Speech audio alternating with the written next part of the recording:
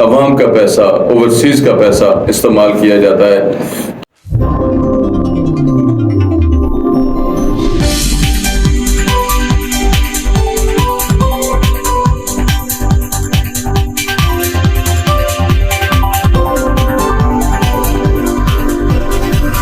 السلام علیکم ناظرین، میں ہوں جاوید باگٹ اور آج میں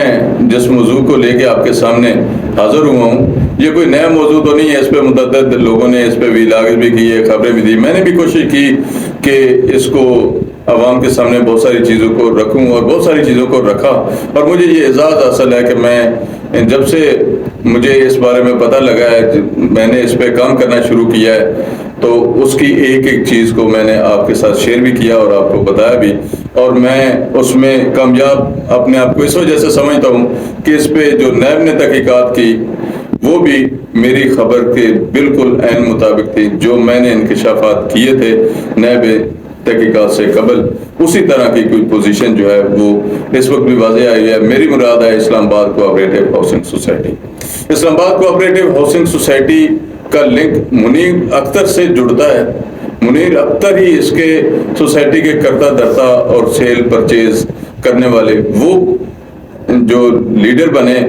کہ ان کی مرضی کے بغیر سوسائٹی میں ایک فائل بھی آگے پیچھے نہیں ہوتی۔ اس بارے میں بھی ہم نے انکشاف کیا کہ منیر اختر کا کیا کردار ہے۔ تمام فائلیں لینڈ اگینسٹ جاری ہوئیں، ڈپلیکیٹ فائلیں جاری ہوئیں، جس کو انہوں نے اپنی مرضی کے مطابق بندر بانٹ کیا اور مارکیٹ میں فروخت کیا، اور نوبت وہ آ گئی اب کہ یہ برود کا ڈھیر بن گیا، اور برود کے ڈھیر کو کوئی بھی ہاتھ لگانے سے ڈرتا ہے۔ لیکن میں سمجھتا ہوں کہ مہدی شاکر جو ہیں، جو اس کے ایکس سیکرٹری رہے ہیں، ان کا بڑا حوصلہ ہے کہ وہ کس حوصلے سے اس برود کو چھاننی سے گزار کے آگے لے کے چلتے ہیں اور پھر منیر اختر کا ساتھ دیتے ہیں، ان کی کئی ہوئی باتوں کے ساتھ مبینہ ملی بھگت کر کے عوام کے پیسے کو ولڈوز کرتے ہیں اور اپنے مقاصد کے لیے استعمال کرتے ہیں، اپنے لیے نہ صرف لگژری گاڑیاں بلکہ بینک بیلنس اور باقی چیزوں کو جو ہے بناتے ہیں، اور ایک شان زندگی گزارنے کے لیے عوام کا پیسہ، اوورسیز کا پیسہ استعمال کیا جاتا ہے۔ تو یہ ساری وہ چیزیں تھیں جن کے بارے میں نے بتایا آلریڈی۔ اب یہ کیونکہ تحقیقات کا عمل ابھی بھی جاری ہے، اور موصوف جو منیر اختر ہیں، شاکر خان مہدی ہے، منیر اختر کا بھائی ہے علی محمود، وہ سابق جو فنانس سیکرٹری ہے نواز، اور دیگر جو لوگ ہیں وہ اس وقت نیب کی کسٹڈی میں ہیں، عدالت سے وہ ریمانڈ پہ ہیں۔ ایک ریمانڈ وہ پہلے بھگت چکے ہیں، دوسرے ریمانڈ پہ نیب کے پاس ہیں۔ اب مجھے امید ہے کہ 19 مئی کو دوبارہ ان کو عدالت میں، نیب عدالت میں پیش کیا جائے گا، اور توقع کی جا رہی ہے کہ اس میں کچھ اہم انکشافات سامنے آئیں گے کہ انہوں نے فراڈ کس طرح کیا، ڈپلیکیٹ فائلیں انہوں نے کس طرح بنائیں، زمین انگیز جو فائلیں جاری ہوئیں وہ زمین کدھر ہے، کیوں ایسا ہوتا رہا، کس طرح سے یہ بندر بانٹ چلتی رہی، کس کس کو نوازا گیا، وہ ساری چیزیں انشاءاللہ بہت جلد جو ہے آپ کے سامنے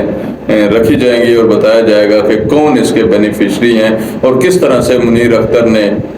اس سارے سسٹم کو چلایا۔ منیر اختر کے بارے میں اگر بات کروں تو وہ اب جب اس کو یہ پتہ لگا کہ یہ اسلام آباد کوآپریٹو ہاؤس سوسائٹی میں کچھ نہیں رہا، تو اس نے کروڑوں روپے کی انویسٹمنٹ جو ہے کامریس ہاؤسنگ سوسائٹی میں بھی کی، اور جیل سازی کے ذریعے وہاں سے کروڑوں روپے کے دعوے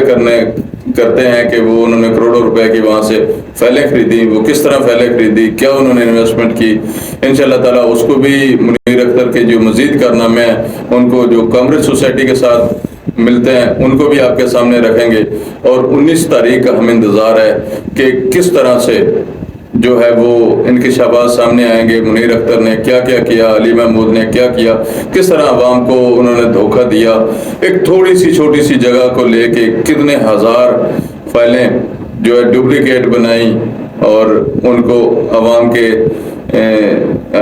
سامنے رکھ کر ان کو بیچا گیا، اور مرضی کی اس وقت قیمت وصول کرتے گئے، اور آج اگر اس کی قیمت دیکھیں جو لاکھوں میں تھی تو وہ اب ہزاروں میں بھی نہیں رہی۔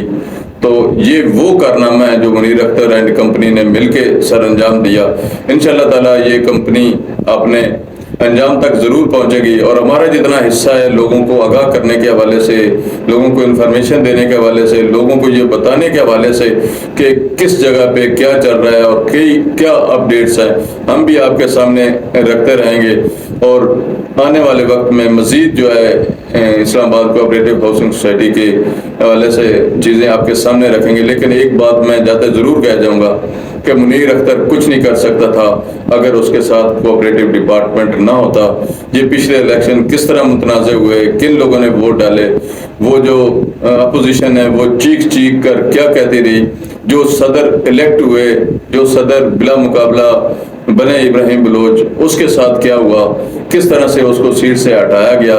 اس کی کیا ڈیمانڈز تھی، انشاءاللہ تعالیٰ اگلے پروگرام میں آپ کے ساتھ شیئر کریں گے۔ اس وقت تک کے لیے اجازت، اللہ۔